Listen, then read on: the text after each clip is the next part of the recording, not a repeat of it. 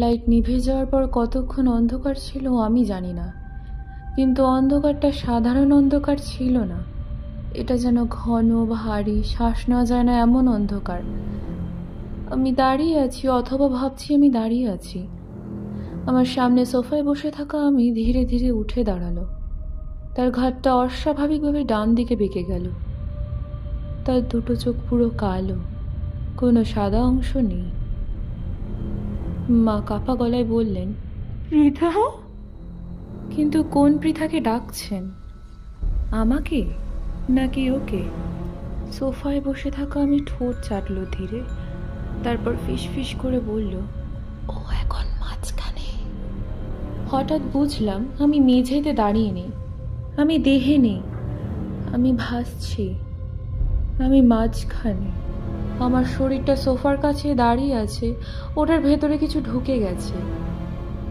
মা হঠাৎ দৌড়ে এসে আমার হাত ধরতে গেলেন, কিন্তু তার হাত আমার ভেতর দিয়ে চলে গেল। তিনি আমাকে স্পর্শ করতে পারলেন না। তিনি কাঁপতে কাঁপতে পেছনে সরে গেলেন। বাবা চিৎকার করে উঠল, তুমি কি? সোফার আমি হাসল। তার মুখ ধীরে ধীরে ফেটে গেল। চোয়াল অস্বাভাবিকভাবে নিচে নেমে গেল, মানুষের চেয়ে অনেক বেশি। ভেতরে শুধু অন্ধকার, অন্তহীন অন্ধকার। সেই অন্ধকারের ভেতর থেকে ফিস ফিস শব্দ বেরোচ্ছে, একটা না, অনেকগুলো কণ্ঠ।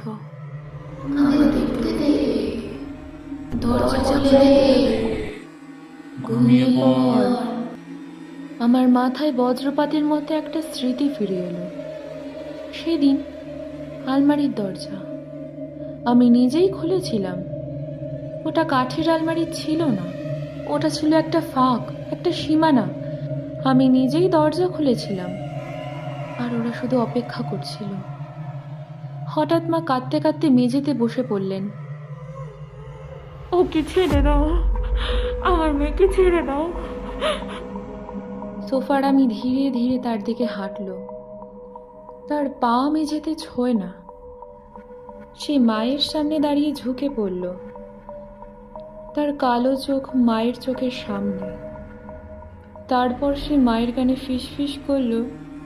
আমি শুনতে পেলাম না কি বলল, কিন্তু মা হঠাৎ চুপ হয়ে গেলেন, পুরো নিস্তব্ধ।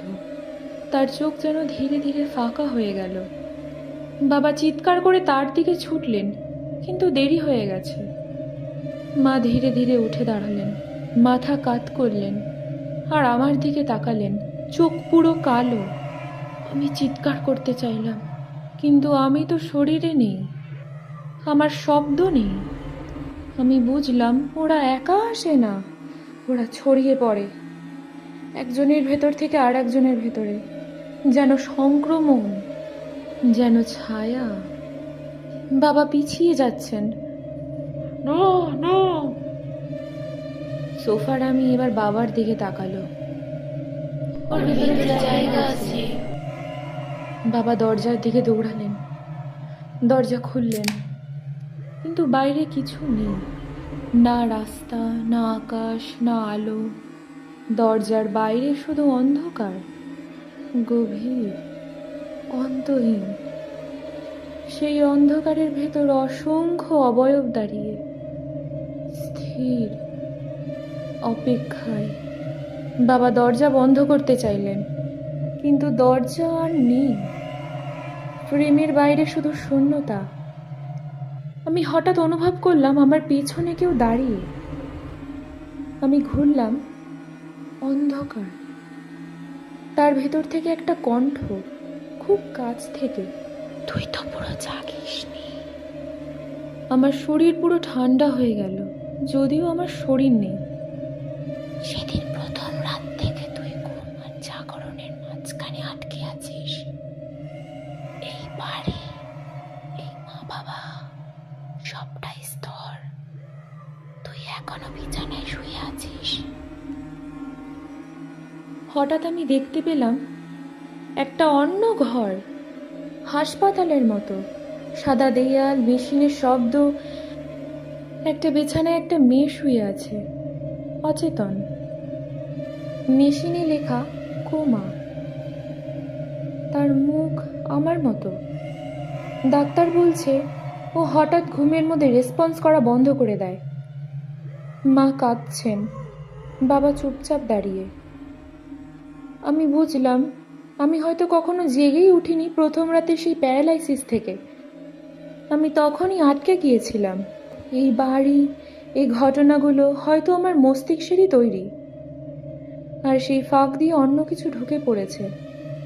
অন্ধকার কণ্ঠটা আবার বলল, এখন সময়, পুরোপুরি ঘুমিয়ে পড় অথবা পুরোপুরি জেগে ওঠ, কিন্তু মাঝখানে থাকা যাবে না। আমি টান অনুভব করলাম দুই দিক থেকে। একদিকে হাসপাতালের আলো আর একদিকে অন্ধকার বাড়ি। মা কালো চোখে দাঁড়িয়ে, বাবা অন্ধকারে হারিয়ে যাচ্ছে। সোফার আমি হাসছে। সকালের আলো। আমি চোখ খুললাম। আমার নিজের ঘর, সব স্বাভাবিক। মা রান্নাঘরে, বাবা বারান্দায়। আমি ধীরে ধীরে উঠে বসলাম। সব ঠিক, সব স্বাভাবিক। আমি আয়নায় তাকালাম। চোখ স্বাভাবিক, কোনো কালো ছায়া নেই। আমি হালকা হাসলাম। হয়তো সবটাই স্বপ্ন ছিল, হয়তো। আমি দরজার দিকে হাঁটতে গেলাম। দরজার হাতলে হাত রাখলাম। হাতল ঠান্ডা, অস্বাভাবিক ঠান্ডা। আমি ধীরে ধীরে দরজা খুললাম। বাইরে না রাস্তা, না আকাশ, না প্রতিবেশী, শুধু অন্ধকার, অন্তহীন। আর সেই অন্ধকারের ভেতর অসংখ্য কণ্ঠ একসাথে ফিসফিস করে উঠল, তুই এখনো জাগিসনি। দরজা ধীরে ধীরে নিজে থেকেই বন্ধ হয়ে গেল। আর ঘরের ভেতর আয়নার সামনে থাকা মেয়েটা ধীরে ধীরে মাথা কাত করল।